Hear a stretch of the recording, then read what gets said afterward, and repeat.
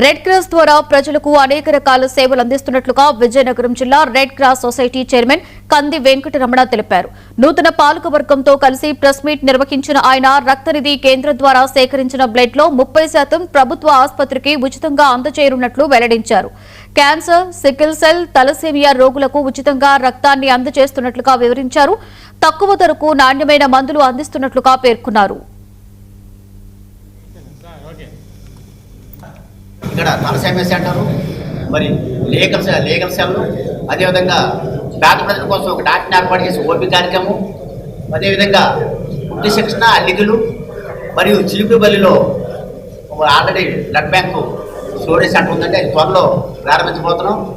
ఎస్కోట్లో ఉన్న సబ్ సెంటర్కి మరి ఒక సాహిత్య భవనాన్ని కూడా ప్రయత్నం చేస్తున్నాం. గజబినగర్లో అతి త్వరలో బ్లడ్ స్టోరేజ్ సెంటర్ పెట్టడానికి ఏర్పాటు జరుగుతున్నాయండి. అదేవిధంగా రాజాము అండ్ బొబ్బిల్లో మరి అక్కడ సబ్ కమిటీలు త్వరలో ఏర్పాటు చేయడం జరుగుతుందండి. అంతేకాకుండా మీ యొక్క సహకారంతో జిల్లాలో నలుమూలలో కూడా విస్తృతమైన సేవలు, ఇప్పుడు 18 రకాలైన సేవలు అందిస్తున్నాం. ఆ 18 రకాల సేవలు మరి కొంతమంది మిత్రులు అనేటట్లు చాలామందికి రెడ్ క్రాస్ అంటే ఏంటో తెలియట్లేదు. అంతేకాదు రెడ్ క్రాస్ అంటే ఒక ప్రభుత్వ నిధులు